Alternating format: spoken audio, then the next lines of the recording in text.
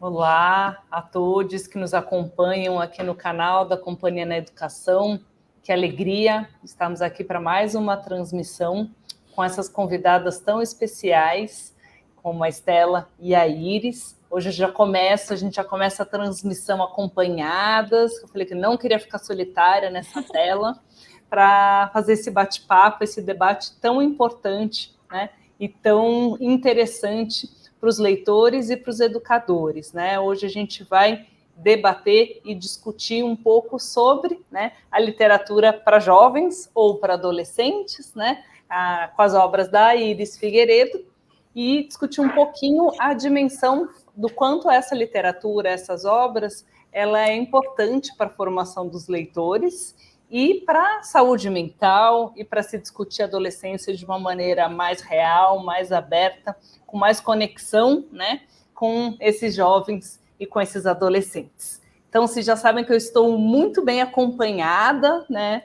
no evento de hoje. Temos aqui conosco Iris Figueiredo. Vou pegar minha cola aqui, Iris, já passo a palavra para você dar um oizinho para a gente. A Iris Figueiredo nasceu em 92, em São Gonçalo, no Rio de Janeiro. É produtora editorial, é colega nossa, formada pela UFRJ, e começou a escrever ainda adolescente e publicou seu primeiro conto aos 18 anos. É autora do Céu Sem Estrelas, pela Seguinte, em 2018, que teve os direitos comprados para os cinemas, além de Pisando em Nuvens e Roda Gigante, contos digitais passados no mesmo universo, que ela fez parte também de antologias, como De Repente Adolescente, que também é da Seguinte, de 2021, Cantigas no Escuro, publicação independente de 2018, e Um Passo de Cada Vez, é seu romance mais recente, que foi publicado em 22 pela Seguinte. Bem-vinda, Iris, obrigada. Rafaela, muito obrigada. Eu estou muito feliz de estar aqui falando sobre esse tema que é tão, assim, caro para mim, eu gosto tanto. E é muito legal esse espaço para a gente conversar com educadores diretamente, né? Porque a educação é uma parte essencial de formação de leitores, de poder trazer essas pautas. E eu acho que a gente tem muito a ganhar quando a gente se une. Eu também acho. Muito obrigada pela presença. Agora vou apresentar a Estela. A Estela é psicóloga clínica, é doutoranda do programa de pós-graduação em Educação e Saúde na Infância e Adolescência pela Unifesp. É também mestre em Ensino em Ciências da Saúde, também pela Unifesp. É consultora de saúde mental em várias escolas e especialista em autolesão, prevenção e pós-venção do suicídio pelo Instituto Via Aleri. Assim que se fala, Estela? Vitaleri. E educadora parental certificada pela Associação Americana de Disciplina Positiva, PDA. Bem-vinda, Estela. Obrigada por topar esse bate-papo com a gente. Eu que agradeço, Rafa, o convite. Me sinto muito honrada de estar aqui com você, com a Iris. Acho que a gente tem muitas coisas legais para conversar, para trocar, para refletir, né? Para aprender e para contribuir um pouquinho também. Oba! Então, bora lá. Eu vou começar aqui já com uma pergunta para a Iris. Iris, para a gente situar um pouco, né, as pessoas que nos acompanham, você pode contar um pouquinho, né, a sinopse ou como surgiu essas duas obras, O Céu Sem Estrelas e Um Passo de Cada Vez? E por que você acha que esses livros são tão importantes de serem lidos pelos leitores jovens e adolescentes contemporâneos? Claro, eu posso contar. Assim, Céu Sem Estrelas e Um Passo de Cada Vez são 2 romances que eu escrevi e eu comecei a escrever eles, na verdade, ainda ali no meu fim de adolescência. Eu já tenho 30 anos, mas quando eu comecei a escrever essas histórias, quando tive a ideia delas pela primeira vez, eu tinha recém-saído do ensino médio, então estava com muita coisa ali fresca na minha cabeça. Muitos sentimentos, muitas sensações, muitas emoções. Então, eu acho que uma coisa que torna esses livros tão, assim, especiais para mim e também sinceros em falar sobre certos temas, é que eles vieram de um lugar de uma pessoa que estava meio que passando por aquilo ao mesmo tempo que escrevia. Estava vivendo a sensação de ter acabado o ensino médio e estar em dúvida sobre o que ia fazer da vida, porque foi mais ou menos nesse contexto que eu escrevi o Confissões Online, que depois virou Um Passo de Cada Vez, né? Porque eu fiz uma reescrita, paguei o livro inteiro e fiz ele tipo todo, peguei só a base da ideia e eu refiz isso já mais velha, e eu sempre falo que é muito interessante eu ter olhado para esse livro, que eu fiz um rascunho inicial quando eu tinha, sei lá, uns 18, 19 anos, e poder pegar essa mesma história com 20 e poucos, quase 30, e poder escrever esse livro de outra forma, olhando de outra maneira para esses acontecimentos, para essas sessões, esses momentos da minha vida, né? E já O Céu Sem Estrelas, ele foi um livro que surgiu, a ideia inicial, eu tinha, se não me engano, não, eu tinha 18 anos quando eu tive a ideia do Céu Sem Estrelas. Eu tinha acabado de entrar na faculdade, estava ali no comecinho da minha vida adulta, por assim dizer, né? Mas eu ainda estava com tudo muito fresco, de várias questões, e eu estava vivendo uma época parecida com a época da Cecília, porque a Cecília, no Céu Sem Estrelas, ela acabou de entrar na faculdade, e eu estava ali recém-ingressa na faculdade, pensando muito no que eu ia fazer, se eu tinha tomado a decisão certa. Então, eu acho que essas duas questões, assim, de serem livros, um que se passa ali no final do ensino médio, outro que se passa no começo da faculdade, casam muito com o período que eu escrevi eles, ou tive as ideias iniciais, ou comecei a pensar neles, porque apesar de ter tido a ideia inicial do Céu Sem Estrelas ainda quando eu tinha entrado na faculdade, eu só fui publicar ele 2 anos depois de me formar na faculdade, sabe? Eu passei uns anos ainda pensando na história, escrevendo, eu terminei de escrever o livro em 2016, mas eu tive a ideia dele em 2011. Então, assim, foram processos longos até para entender o que esses livros iam se tornar. Mas agora eu vou contar um pouco sobre eles, que eu falei e não contei. Bom, O Céu Sem Estrelas é a história da Cecília. A Cecília, ela acabou de entrar na faculdade. Ela é a primeira da família dela a entrar numa universidade, especialmente uma universidade pública. E isso é motivo de muito orgulho para a avó dela. Só que ela e a mãe sempre tiveram ali uma relação muito conflituosa. Elas nunca se deram muito bem. E a mãe, ela tem um relacionamento que acabou prejudicando, por assim dizer, a relação que ela mantinha com a Cecília, porque ela priorizava muito esse relacionamento e priorizava menos a filha, que foi uma filha que ela teve no momento que ela não queria ser mãe, ela não estava pronta para ser mãe. Então a gente já tem uma mulher que foi ali machucada, que já vem de um contexto que ela não queria, que ela teve que abandonar desejos que ela tinha, e ela tem essa filha. E a Cecília, ela tá se sentindo assim, tipo, é agora que eu vou dar orgulho para minha mãe, agora que ela vai ficar muito feliz de me ter como filha. Só que o que acontece? Ela arruma um emprego para tentar ajudar a família, assim, numa livraria, só que é um emprego provisório. E quando o contrato dela não é renovado, ela fica tão envergonhada com aquilo que ela não consegue falar sobre isso com a mãe dela. E isso acaba agravando a situação entre as duas têm, assim, uma discussão, e a Cecília vai passar um tempo na casa da melhor amiga dela. A melhor amiga dela tem um irmão chamado Bernardo, e a Cecília sempre teve uma crush nele. Só que, assim, a vida da Cecília e do Bernardo não poderia ser mais diferente, porque enquanto a Cecília sempre teve essa questão de ter muita dificuldade na própria família, uma mãe que não tinha uma situação financeira muito estável, etc., o Bernardo, ele já vem de uma família que, para ele, fazer faculdade era obrigação. Ele só, tipo assim, tinha que escolher qual era, mas ele nunca pensou que ele poderia ter um destino diferente daquele. A família dele sempre foi muito estável, então ele mora com os pais, apesar de ter várias rusgas ali na casa dele, entre os pais dele, ele tem esse ambiente familiar que, teoricamente, é mais concreto, mais seguro. Ele tem uma condição financeira muito diferente, ele vem de um cenário muito diferente. E esses dois, de contextos diferentes, juntos, acabam se apaixonando, e essa paixão ali faz com que eles precisem entender um pouco melhor um ao outro e entender eles mesmos, né? Então eu falo que é uma história de amor, mas também de crescimento. Primeiro de tudo, eu acho que é uma história sobre amor próprio, porque a Cecília é uma personagem que ela é uma menina gorda, que ela não tem uma boa relação com o próprio corpo, com a própria imagem, e isso machuca muito ela. Então a gente vê uma personagem que ela tem algumas tendências à depressão, à ansiedade, e tudo isso ali em conflito com esse momento que é um momento que era para ser muito feliz na vida dela, que é o momento que ela começa a vida dela, a jornada dela na universidade, que ela está passando por aquilo que todo mundo quando sai do colégio sonha, né?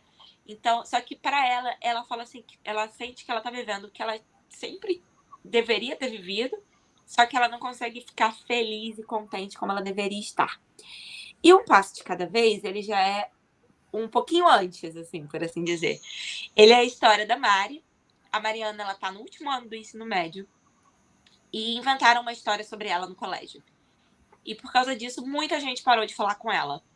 E a Mariana, ela só tem um refúgio para ela, que são as músicas que ela ama de uma banda, tipo banda de garagem, assim. Ela é muito inspirada naquelas bandas que fizeram muito sucesso no final da década de 2000, que eu ouvia pra caramba, tipo For Fun, Scratch, Strike, eu ouvia muito, Charlie Brown, sabe?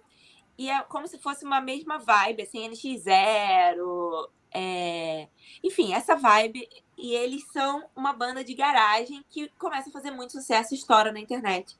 E a Mariana é muito fã deles. E eu queria trazer esse elemento de fã, porque eu acho que é uma coisa que a gente se identifica muito. É uma coisa que eu sou muito, eu gosto muito, tipo, eu amo ouvir música, eu gosto de botar uma música para definir cada momento da minha vida, cada coisa que eu tô fazendo, cada coisa que eu tô sentindo. E eu achava que isso era uma coisa que seria muito legal de criar. E foi muito gostoso de fazer a criação, tanto da banda quanto de vários elementos. Então, assim, tem muita coisa que é inspirado na minha adolescência, no que era tendência na minha adolescência. Eu tive que fazer algumas alterações, porque, por exemplo, quando eu era adolescente tinha muita coisa de revista. Gente, todo mundo lia Capricho, Atrevida, eu adorava. Era assim, eu lembro que eu entrei na faculdade de jornalismo por causa disso, porque eu queria muito. Depois eu troquei para produção editorial, né? Mas eu queria muito trabalhar em revista. E meu sonho era trabalhar em revista. E quando eu entrei no meio da faculdade já não tinha mais revista, já era outra coisa. Então, assim, eu brinco com esse universo um pouco, mas eu tento trazer ele mais para o dia de hoje. Eu fiz uma atualização na história, por assim dizer, mexi muito nela para fazer ela ter essa vibe de internet. E a Mari, ela é super fã dessa banda, ela gosta muito, é tudo que ela ama, tudo que ela se sente representada e se sente acolhida pelas músicas. E ela tá se sentindo muito mal, muito triste por causa dessa história que inventaram sobre ela, sendo que o que aconteceu foi completamente diferente, só que ela não sente, ela se sente muito silenciada e ela não tem coragem de falar para as pessoas o que realmente aconteceu. Então é um livro sobre uma menina que tá enfrentando esse turbilhão de emoções que é passar pelo fim da fase escolar, que é uma época que a gente tem que decidir todas as mudanças da nossa vida, por assim dizer, porque todo mundo espera que você já tenha o seu futuro planejado. Então ela tem esse turbilhão de emoção ali. Ela tem também uma melhor amiga que está passando por um perrengue. Ela percebe que a melhor amiga dela está vivendo um momento muito difícil em relação ao próprio corpo, à própria autoimagem. E a Mari é uma personagem gorda, super bem resolvida. Ela é diferente da Cecília, porque eu quis trazer esses dois contrastes, eu quis trazer essas duas personagens. Diferente da Cecília, ela não tem problema nenhum com o corpo dela. Se alguém tem, o problema é da pessoa, não dela. Então, assim, são histórias que eu sempre digo que Um Passo de Cada Vez ele é mais alegre, ele é mais contente, ele é mais feliz. E o Céu Sem Estrelas ele é mais introspectivo, ele traz ali um pouquinho de seriedade, mas os dois são sérios. Os dois têm temas difíceis de lidar em certos aspectos, porque Um Passo de Cada Vez fala sobre abuso, fala sobre transtornos alimentares, fala sobre coisas assim, superexposição na internet é um tema que faz muito, porque a Mariana, por ser muito fã da banda, ela começa a produzir conteúdo para a internet sobre a banda, que é uma coisa que cultura de fã total, todo fã passa esse momento de produzir coisas para como fanfic, como vídeos, como fanarts, etc. E isso acontece num passo de cada vez. E são dois livros que tratam desses temas, mas eu tentei trazer assim em tons diferentes, mas de uma forma que fosse muito real. Eu não queria que ele fosse mágico, que fosse algo ultra explicável. Eu gosto muito de trabalhar com a realidade nas minhas histórias. Então, acho que é isso. Falei demais, mas falei. Imagina, falou na medida.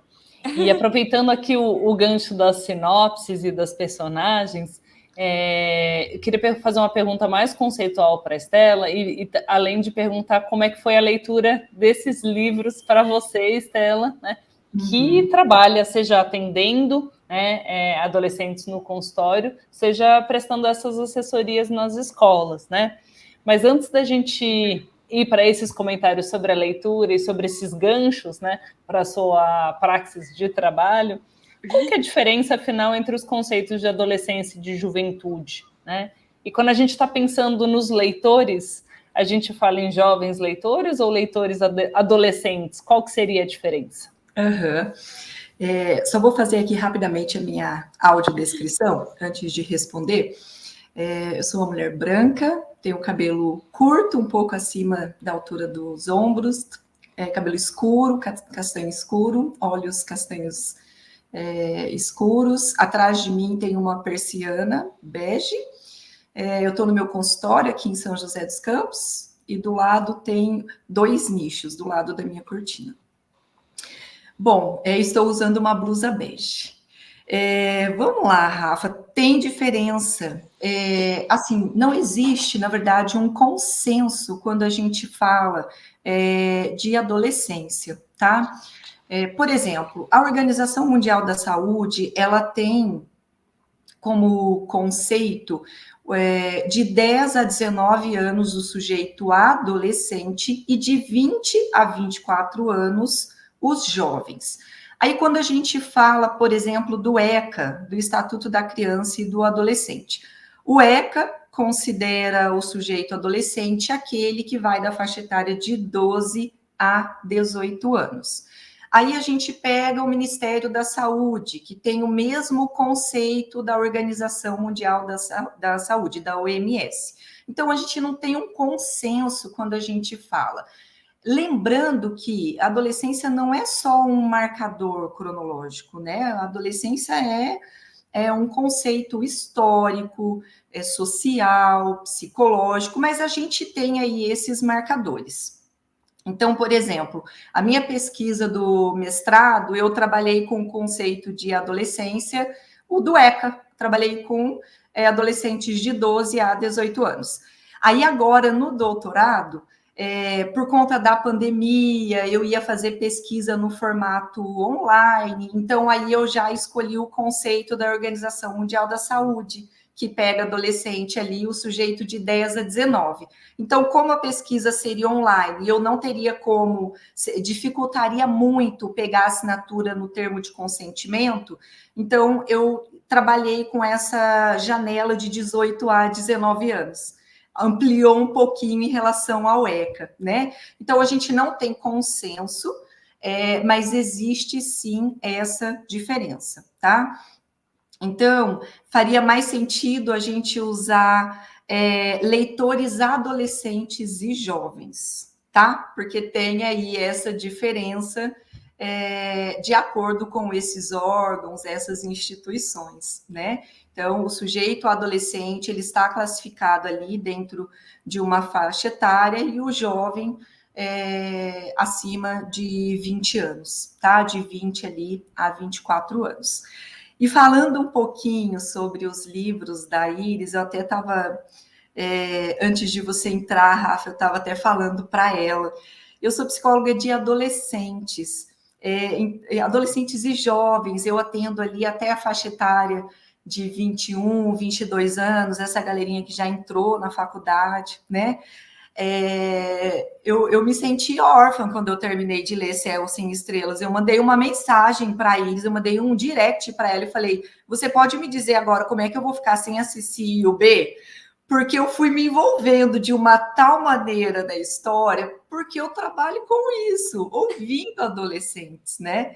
E porque eu gosto muito de trabalhar com adolescentes, eu escolhi trabalhar com essa faixa etária, eu gosto dessa fase da vida, adoro ouvir adolescente, tudo que eles têm para dizer, tudo, né? Então, eu me senti muito órfã quando eu terminei de ler o livro. E o que eu falei para a Iris? Quando eu fui lendo tanto O Céu Sem Estrelas, quanto Um Passo de Cada Vez, enquanto eu ia lendo, né, as narrativas, eu fui me lembrando de vários adolescentes que já passaram por mim, e vários adolescentes que estão aqui comigo hoje. Eu fui me lembrando de adolescentes que me chamavam no cantinho, sempre que eu ia fazer um trabalho em alguma escola, né, ou alguma palestra, ou algum trabalho de intervenção mesmo, trabalho em grupo. É muito comum, né? Às vezes o adolescente não quer se expor, não quer perguntar ali na frente dos colegas, eles vão ali no cantinho, Stella, posso te fazer uma pergunta? Uhum. Então, tudo aquilo que os 2 livros trazem enquanto demandas, enquanto vivências que fazem parte do contexto de vida dos adolescentes, eu fui lembrando de cada adolescente. Então, eu fui lendo um contexto do livro, lembrava, nossa, a fulana, sabe? Eu fui lembrando, assim, dos adolescentes. E, poxa, tal pessoa vai gostar de ler esse livro, tal pessoa vai se identificar. Até lembrei de uma situação engraçada que aconteceu. Eu achei muito bárbaro a história da banda, né? De ser fã, né? Tem uma adolescente que eu atendi, teve alguns shows aqui no Brasil, né, nos últimos meses, alguns shows legais, que foi, assim, muito difícil conseguir comprar ingresso. E essa adolescente, ela estava, não, Estela, eu preciso ir nesse show. Não, porque você não está entendendo, né? A minha vida depende disso. Eu vou ligar computador, eu vou ligar celular, meu pai vai ficar em um, minha mãe no outro, eu preciso comprar o ingresso. Aí, ela e vários outros adolescentes que eu atendo, né, para comprar o ingresso para um desses shows. Só que ela também estava na fase de prestar vestibular, né?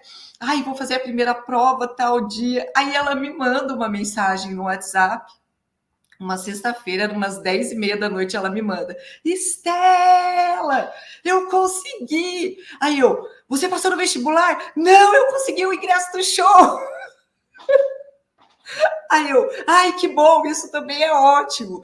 Então, eu fui lembrando, assim, de várias histórias, né, que eu tenho ouvido, que eu já ouvi, que são contextos que fazem parte aí da vida dos adolescentes, das situações de vulnerabilidade, né?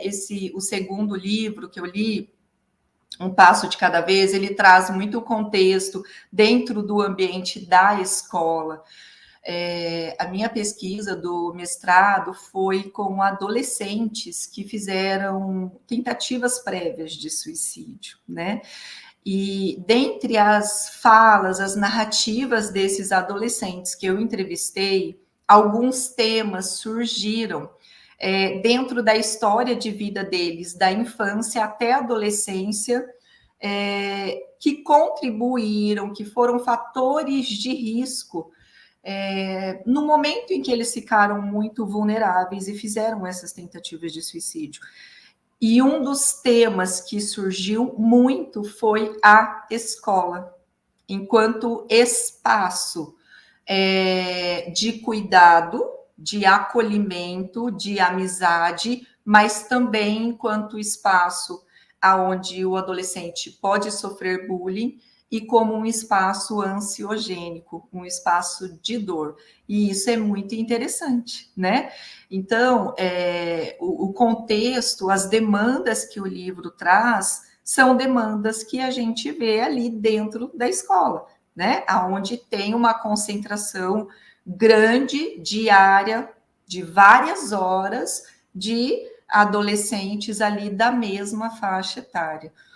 Então, eu realmente gostei muito dos 2 livros, eu acho que são recursos importantíssimos para a gente trabalhar não só em consultório, qualquer profissional que lida, que atende, ou que tem filhos adolescentes, né?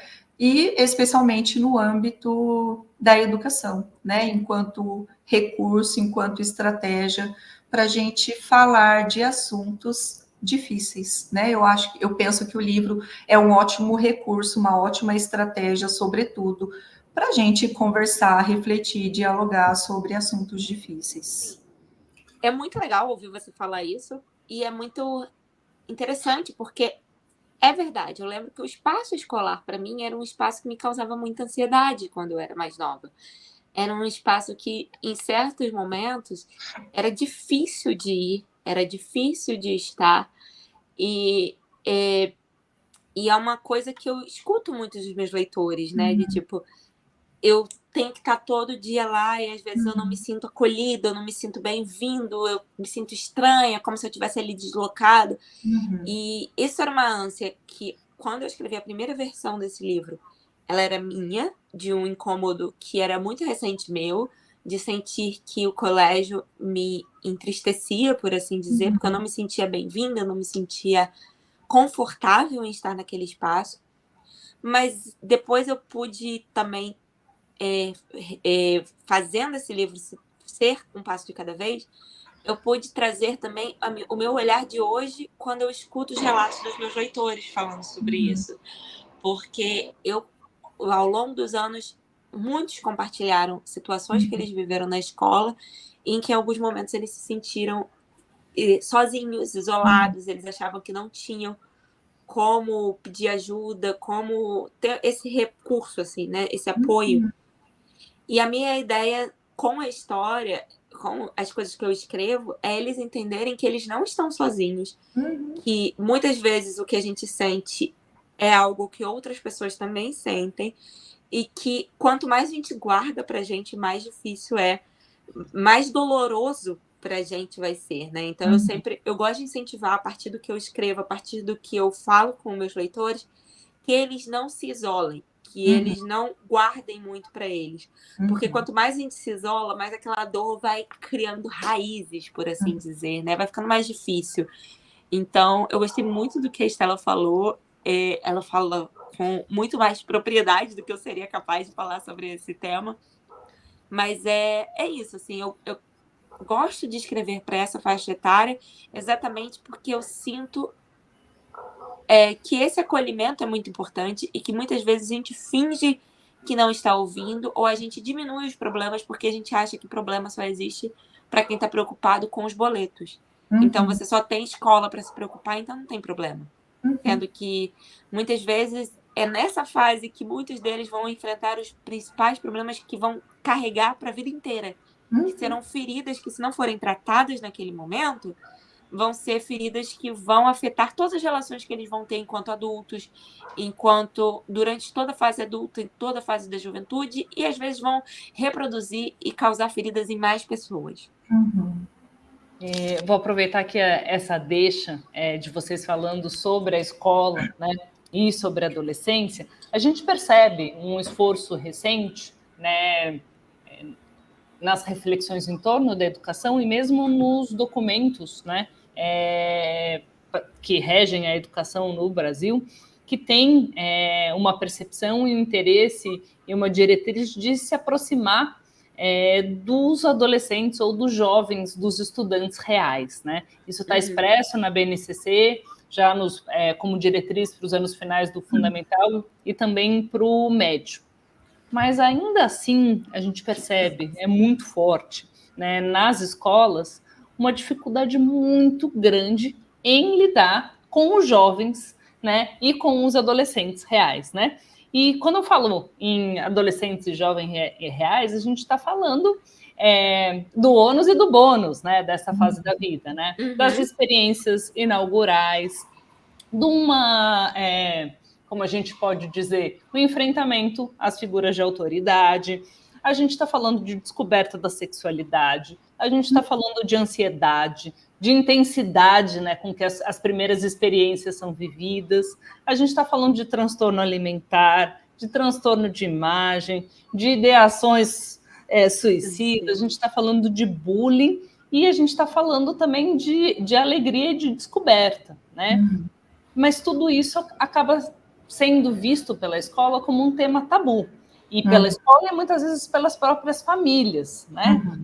Como é que é possível lidar essa realidade, Estela? Como é que é essa intervenção que você faz junto com as escolas, né? e muitas vezes uma comunidade escolar, né, que inclui os pais, para se aproximar, né, para a escola não ser justamente esse espaço de sofrimento, mas um espaço de acolhimento, né, e que educa com esse acolhimento, né. Sim. Não é só espaço para aprovar no vestibular, né? Sim, sim. Tabu é tudo aquilo que causa medo, né? Que a gente não gosta, que a gente não quer falar. Morte é tabu, sexo é tabu. Quando a gente fala de comportamento de risco para suicídio, o suicídio é um grande tabu, né? A minha pesquisa de doutorado, eu terminei o doutorado recentemente, só está faltando fazer a minha defesa, que já está agendada, mas o tema do meu doutorado é a percepção da campanha do Setembro Amarelo, que é a campanha de prevenção do suicídio, né, que acontece em setembro, sob o olhar de adolescentes e jovens, pais e educadores. Então, é um grande tabu também falar de suicídio. E como que eu penso assim, sabe, Rafa?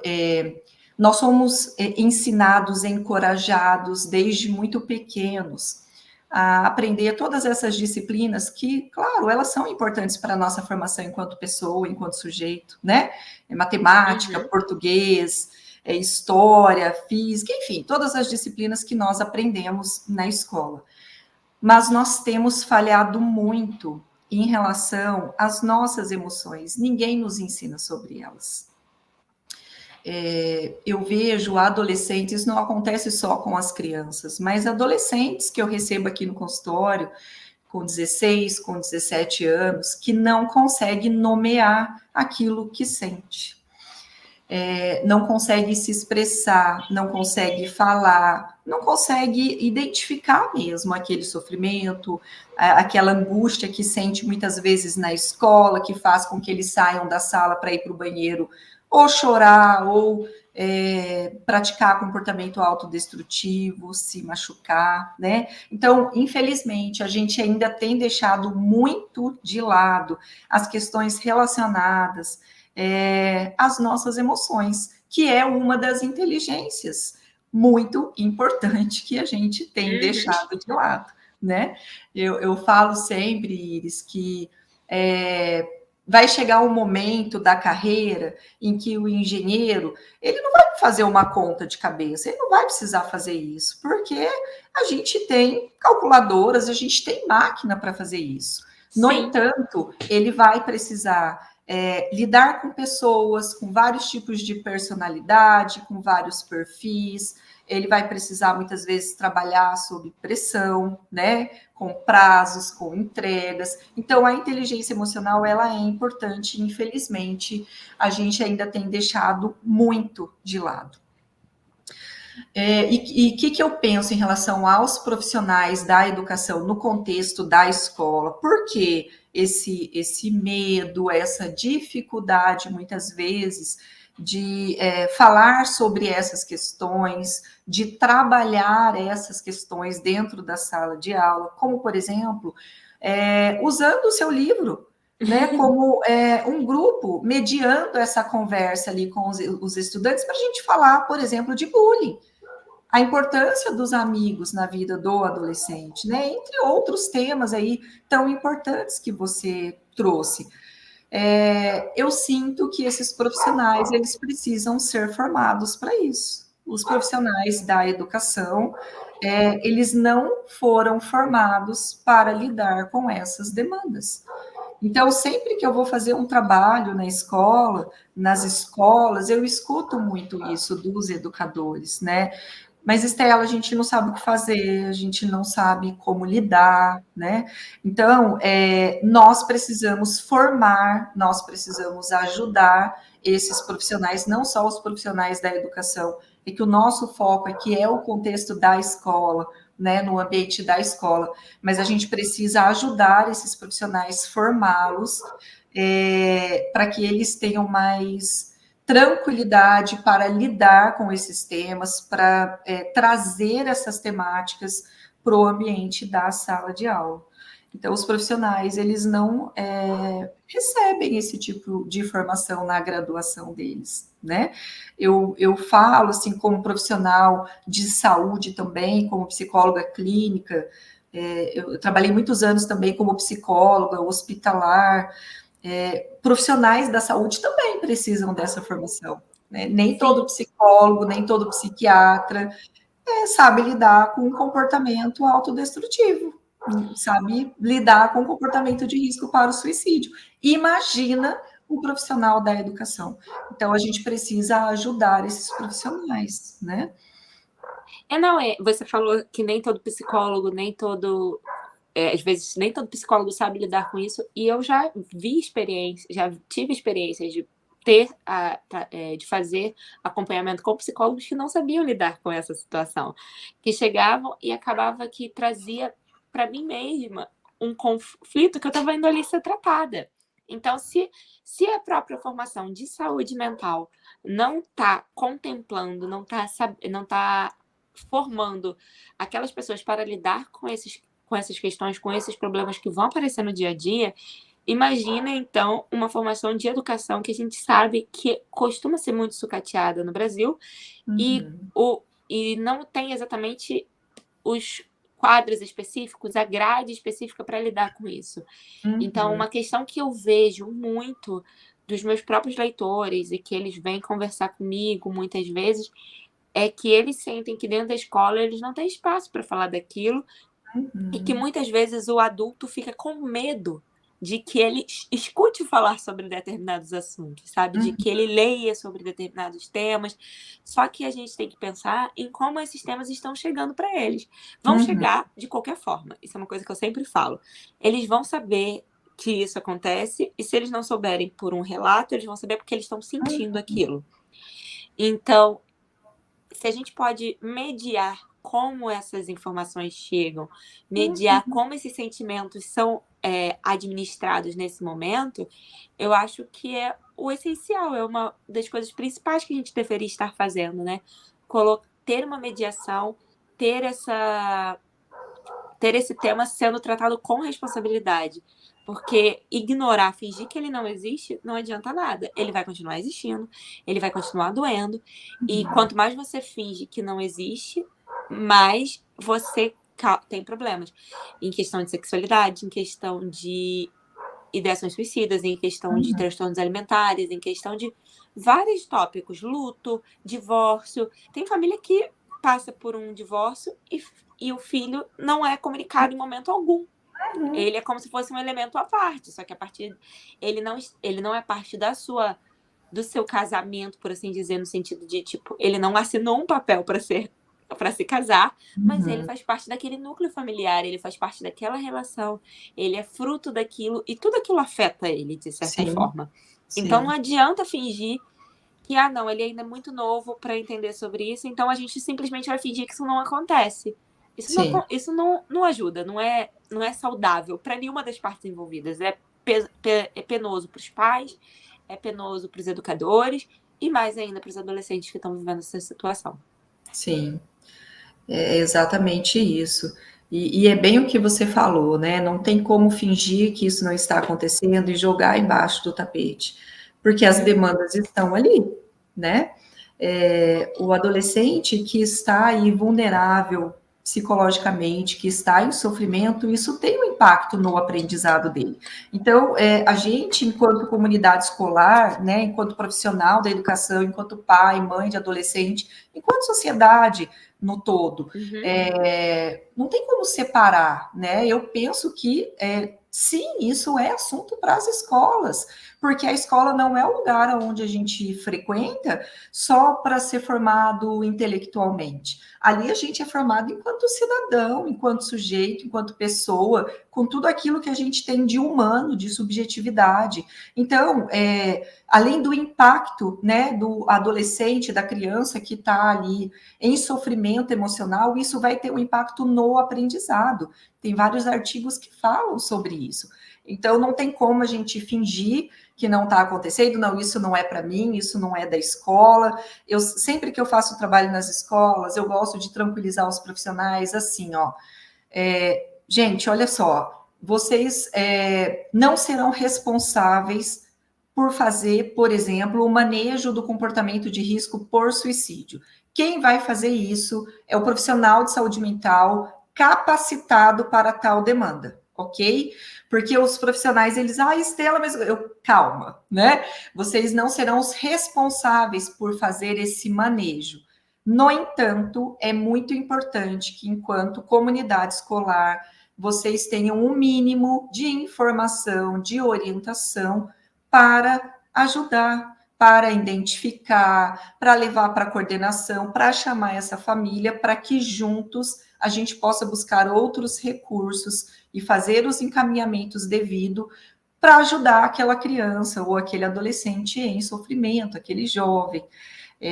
Eu considero a escola um espaço muito estratégico, né? O profissional da educação, ele tem um papel nobre na identificação, na prevenção em saúde mental, na prevenção do suicídio. Ele fica muitas horas ali, né, com adolescentes ali da mesma faixa etária. Então, muitas vezes ele tem ali uma percepção de um comportamento mais isolado, de um comportamento mais agressivo, de um comportamento diferente que muitas vezes o pai ou a mãe acaba não identificando, né? E o professor, a professora ali, muitas horas com aquela turma, com aquela faixa etária, já sabe mais ou menos ali o que é esperado para aquela idade. Então, a escola é um lugar muito estratégico para a gente trabalhar todas essas demandas e ajudar aí, né, a formação subjetiva, humana, desses adolescentes, desses jovens, das crianças, enfim. Te perguntar se você teve relatos de leitura dentro de escolas, né, do Céu Sem Estrelas e de Um Passo de Cada Vez. Como é que foi essa receptividade de leitura por parte dos estudantes e por parte dos educadores, né? E se você já teve essa possibilidade de interagir com os educadores que fazem essas mediações, né, com os jovens leitores ou leitores adolescentes, como a Estela nos ensinou hoje, dentro das escolas. Alguém já te relatou uma dificuldade em adotar algum desses livros em função dessas questões sensíveis que você traz, sensíveis, mas que são reais, né? Estão aí na vivência dos jovens, né? Como as questões de transtorno de imagem, né? Ou transtornos alimentares, ou mesmo a tristeza, a depressão, né? E bom, já fiz um monte de pergunta, mas além disso, além dessa, se você já recebeu alguma notificação sobre essa dificuldade em adoção de leitura escolar, e qual o cuidado que você toma enquanto autora? Eu sei que você é muito cuidadosa, né? Eu sou. Para trazer essas situações para os personagens nas suas obras. Pronto, parei. Então, já posso travar de novo. A questão com Um Passo de Cada Vez, ele é mais recente. Então, ele saiu no finalzinho do ano passado, foi já depois de período de adoção, mas algumas escolas adotaram o livro e eles estão para trabalhar esse livro agora no segundo semestre de 2023. E eu fico muito feliz, mas eu já recebi relatos de professores que leram para esse momento da adoção e que eles falaram assim: não, eu amei, eu acho que tem tudo a ver com o que a gente quer falar no colégio, mas às vezes a gente não tem condições de falar, porque a gente não sente que tem como chegar ali com essa linguagem, a gente não sabe como abordar isso e o livro facilita. Já o Céu Sem Estrelas, ele já foi trabalhado em colégio, ele já foi trabalhado em alguns contextos específicos. Esse ano, inclusive, há mais ou menos um mês, ele foi escolhido num clube de leitura de um colégio no interior do Rio Grande do Norte. E eles escolheram esse livro para ler, porque o professor faz mensalmente um clube de leitura. E esse foi um livro que veio uma demanda dos próprios alunos. Eles queriam livros que falassem sobre temas que o Céu Sem Estrelas aborda, como depressão, autoflagelação. E às vezes uma resistência que tem muita, porque eles falam assim, não, é muito sério, é muito triste algumas coisas. Mas eu falo, se eu tenho leitores, jovens leitores, leitores adolescentes, se identificando com isso, é porque não é só uma tristeza que está no livro. O livro pode ser triste, o livro pode ser difícil às vezes de digerir. Ele tá ali como uma ponta para dizer que essas coisas são reais, elas acontecem, elas precisam de atenção. Mas se o livro já está causando esse incômodo, imagina o tamanho do incômodo que esse leitor está sentindo no dia a dia dele, se ele convive com essa dor e que ele precisa, às vezes, se sentir compreendido, se sentir acolhido. Eu já tive experiências tanto do Céu Sem Estrelas quanto do Passo de Cada Vez, receber mensagens muito bonitas de leitores falando que tiveram contato com esse livro, às vezes até no ambiente escolar mesmo, e de como foi importante para eles encontrar personagens que passassem pela mesma situação que eles. Eu lembro que uma vez eu fui em uma biblioteca escolar e eles tinham trabalhado ali entre um grupo bem pequeno o Céu Sem Estrelas, e uma das alunas, ela sofria com episódios de autoflagelação e ela achava que ela era a única pessoa que passava por aquilo. Porque, assim, tipo, ela nunca tinha visto ninguém falar sobre isso. Ela achava aquilo... Ela tinha vergonha de conversar sobre isso com alguém. Ela escondia aquilo o máximo que podia.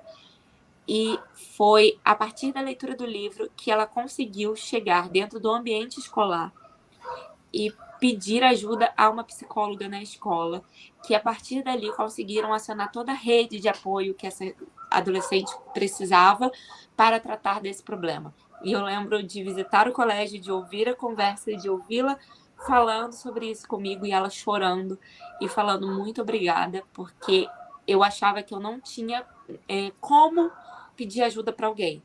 Eu achava que se eu falasse alguma coisa, ninguém ia entender. E ela falou, e talvez ninguém fosse entender se a gente não tivesse lido isso juntos. Se a gente não tivesse trabalhado em conjunto essa história, porque ali eles se solidarizaram com a Cecília e ela percebeu que as pessoas poderiam ter solidariedade com ela também, com o sentimento dela. E o livro abriu essa porta, ele abriu essa conversa e abriu esse acolhimento que ela precisava, tanto com os professores que talvez não tivessem experiência com aquilo ou não tivessem como lidar com aquilo, quanto até com os próprios colegas dela, que passaram a enxergar aquilo de uma forma muito mais séria, muito mais verdadeira, e passaram a entender que aquilo era de fato um problema e não uma bobagem, não um drama, nada disso. Então eu acho que eu tento trazer essas histórias de uma forma, o meu cuidado, assim, respondendo, tentando fechar, juntar todas as perguntas, o meu cuidado é tentar trazer essas questões da forma mais real possível, mas também num olhar que seja cuidadoso, sensível. Eu não quero cenas gráficas. Às vezes a gente fala de uma coisa, mas eu quero preparar o contexto para aquilo. Eu tento fazer com que os livros eles tenham uma leveza. Então eu não vou jogar você o tempo inteiro, porque você estar o tempo inteiro na mente de alguém que está adoecido é desgastante. E enquanto eu escrevi o próprio Céu Sem Estrelas, foi uma escolha narrativa colocar o contraponto do Bernardo como um dos narradores também, porque eu mesma escrevendo sentia que estar o tempo inteiro na mente da Cecília era pesado, era cansativo e perdia-se um pouco a esperança em alguns pontos. E eu queria que a gente tivesse isso ali, que a gente tivesse, tanto para quem estava lendo, que nunca passou por isso, mas também como para quem estava lendo, que atravessasse aquela situação, que a pessoa pudesse ver outras óticas da mesma situação, do mesmo problema, da mesma vivência. E a partir disso ela pudesse entender, eu posso melhorar nesse ponto, isso aqui tem uma esperança, isso aqui tem uma mudança, algo que possa ser trabalhado. E eu acho que pelos relatos que eu tenho recebido dos meus leitores, relatos de pessoas que têm trabalhado com isso, é uma coisa que tem sido verdadeira. Só que eu acho que muitas vezes a gente acaba tendo medo, a gente não tem coragem de trazer esses debates para a mesa. E eu acho que muitas vezes a gente também não tem coragem de trazer esses debates para a mesa, porque a partir do momento que você traz ele para a mesa, as pessoas se sentem mais abertas a falar sobre eles. E muitas vezes a gente não quer ver não quer acreditar que isso existe do nosso lado. A gente prefere que... porque se você não fala a respeito, então ele não tá ali. Ele não há. Ele é só uma possibilidade. E muitas vezes a gente tem medo de como vão ser as reações. Aí a gente sente que a gente acha que a gente está protegendo aquele grupo, mas na verdade a gente está alienando eles cada vez mais, não do problema, porque o problema vai continuar existindo, a dor vai continuar existindo, mas alienando eles do cuidado, tirando deles a chance de serem acolhidos. E eu acho que é difícil, não é simples, não é todo mundo que vai saber falar sobre isso. Não são todos os livros sobre esse assunto que vão ter uma responsabilidade. E pode ser que em algum ponto eu erre, ou pode ser que o meu tom seja super adequado para um adolescente, mas para outro adolescente esse seja o tom que vai fazer ele sentir mais sofrimento. Porque não tem como você saber, porque cada um é único. Mas a gente mas é por isso que é tão importante a gente ter essa mediação, tanto do psicólogo quanto do colégio. Porque tendo essa mediação, se aquilo for demais para ele, ele também vai saber dizer. Ele também vai entender o limite dele. Ele vai aprender a colocar, tipo assim, dizer, eu não consigo lidar com isso dessa forma. E aí você vai perguntar por quê? E ele vai ter uma forma de dizer sobre isso, de falar. E muitas vezes é isso, falta alguém entender a complexidade de você ser jovem, a complexidade de você ser adolescente, de entender que as dores, elas não escolhem a idade, ela não escolhe a hora para chegar. Então, em muitos momentos, e você, muito novo, vai passar por sofrimentos que às vezes uma pessoa de 30, 40 anos nunca viveu. E não é uma questão de idade. Mas se você tem alguém ali para segurar sua mão junto desse processo, ele ainda é doloroso, mas ele se torna muito mais fácil de atravessar. E eu quero que meu livro seja essa mãozinha. Aproveitando essa deixa de novo, né? Tá virando meu bordão, né? Vou pegar essa mãozinha, né? É quase como se o livro se tornasse um objeto mediador, né? Que é um conceito que às vezes é utilizado dentro das áreas psi. Estela, você acha que a literatura é um bom caminho para a gente se aproximar dos adolescentes? E quais as vantagens de uma aproximação que é feita pela literatura? E como os educadores podem se fortalecer, se preparando para fazer essa mediação de leitura de uma maneira qualificada, né? Que se sintam fortalecidos, né, ao fazerem essa escolha e preparados para mediar, né, esses assuntos com os seus leitores, né, com os seus estudantes, e se preparados também para, muitas vezes, enfrentar questionamentos da comunidade escolar, né? Porque a gente sabe que a censura de livros é algo que ronda países estrangeiros, mas que ronda muito, né, o Brasil contemporâneo. Então, passo a bola para você aqui. Sim, com toda certeza, o livro, a literatura é uma estratégia, é um recurso maravilhoso para a gente acessar adolescentes. A gente está falando muito de adolescente, né? Mas adultos também, é que o nosso foco aqui é essa fase, é o ambiente da escola. Mas a literatura e os livros, ele tem, eu falo que tem esse poder, né? De nos acessar. Tem um professor que, assim, eu tive a honra de caminhar muito perto dele, ele foi o meu orientador no mestrado, o professor Dante Galian, professor Dante, ele é coordenador do Departamento de História e Filosofia da Unifesp, e ele faz lá os laboratórios de leitura. E ele fez um vídeo na semana passada que foi muito ao encontro do que eu estava pensando em relação a algumas pessoas que eu atendi. Esse vídeo dele, ele falou algo que depois eu liguei para ele, falei, professor, é isso que você falou, eu concordo plenamente. O que ele falou, trazendo assim um resumo? A nossa dimensão psicológica, emocional, a gente tem ali os profissionais de saúde para lidar com elas, né? Só que a gente tem a dimensão existencial. E quando ele fala da dimensão existencial, ele fala de algo mais amplo. E ele fala que as artes e a literatura, ela nos possibilita trazer esse sentido, né? Essa potência da nossa existência. E eu acredito verdadeiramente nisso. Eu me lembro que no primeiro dia de aula, quando eu entrei na faculdade de psicologia, o professor que estava dando aula para a gente, ele era, na ocasião, o coordenador do curso de psicologia, ele falou assim, gente, eu vou falar uma coisa para vocês. Se vocês querem conhecer psicologia de verdade, vocês precisam ler Dostoiévski. E foi nesse momento que eu conheci o Russo. Sou apaixonada por ele até hoje. Não só Dostoiévski, mas muitos livros, eles me formaram enquanto pessoa.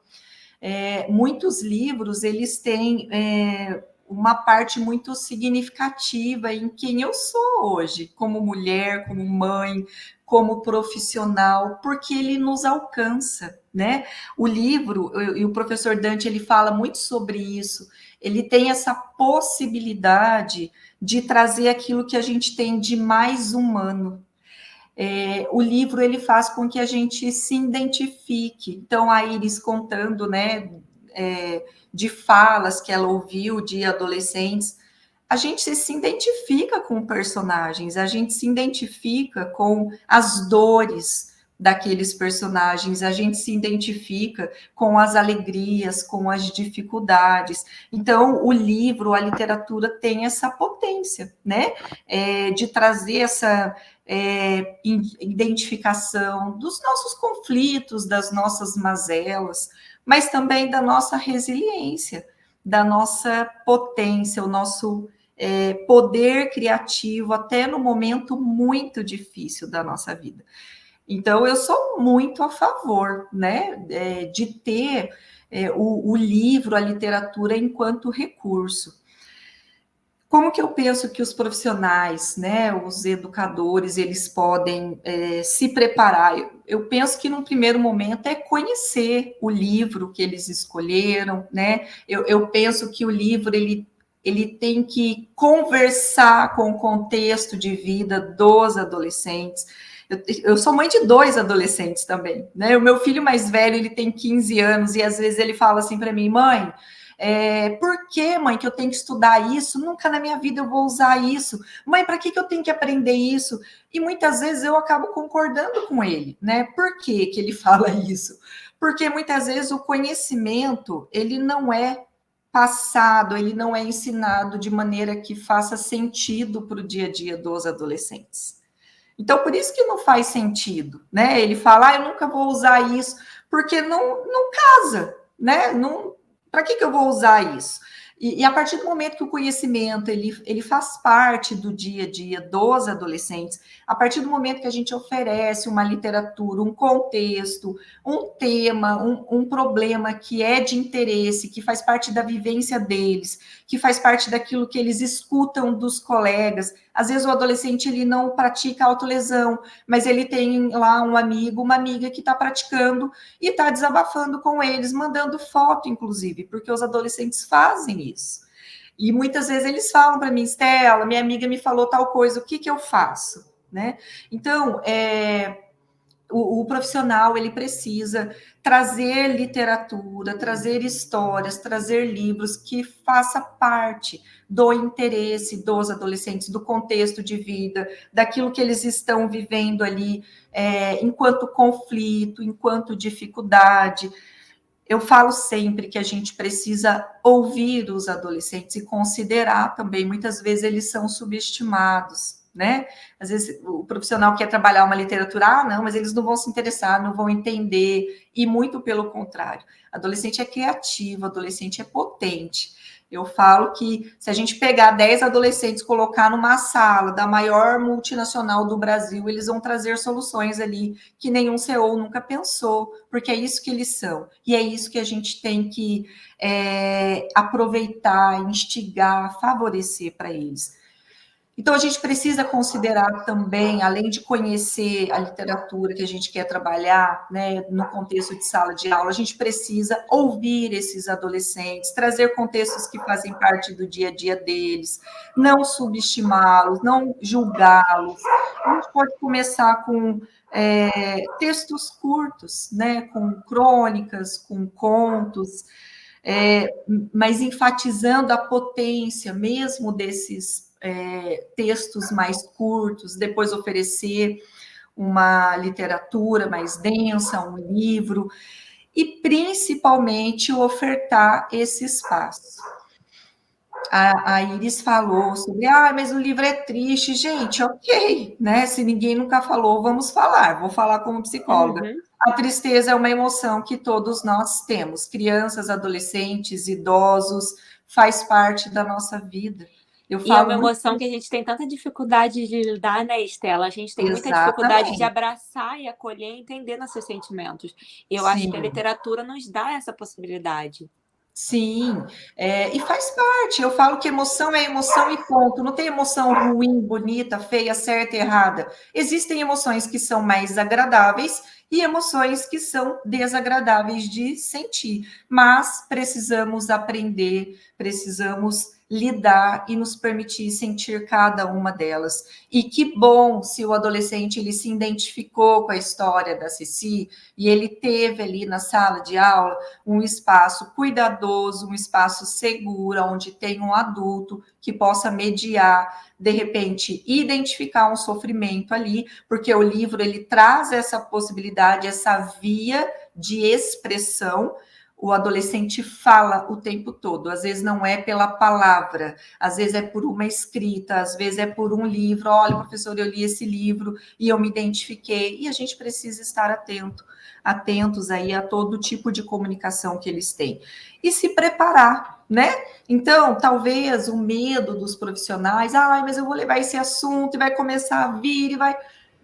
Gente, que bom se vier. Ali é a oportunidade que a gente tem de identificar e poder oferecer a ajuda, o encaminhamento, chamar a família e fazer aquilo que a gente precisa fazer enquanto escola, enquanto adulto, enquanto profissional de psicologia, enquanto profissional de educação, enquanto cidadão. Não é isso que o ECA fala? Enquanto cidadão, né? Não precisa ser profissional de psicologia, da educação.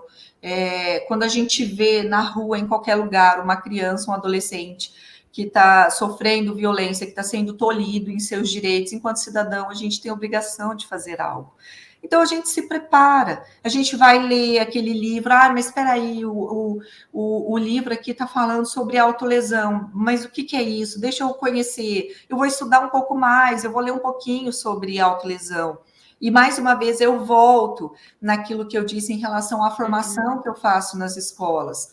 Eu vou ler para conhecer um pouco mais, para ter uma escuta mais acolhedora. Eu não vou ter ali, na função de mediador da leitura, o papel de fazer diagnóstico, não é nada disso, né?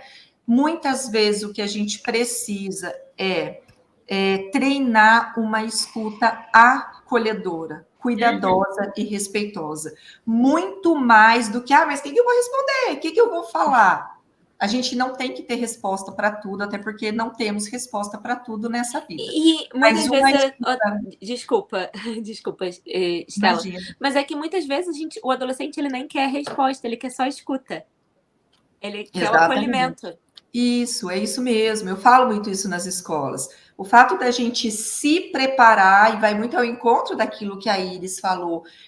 Não, gente, não vamos falar sobre isso não, porque vai aparecer um monte de adolescente trazendo essa questão. Se não falamos, ninguém fala, ninguém expressa e não tem. Mas não é bem assim, né? Então, nós, enquanto adultos da situação, enquanto profissionais, precisamos nos preparar para ter essa escuta.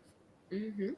A gente vai ter essa escuta para poder ali ajudar, dialogar, refletir sobre aquelas questões. Iris, muito obrigada. Estela, muitíssimo obrigada. Espero que vocês que nos acompanham hoje tenham gostado também.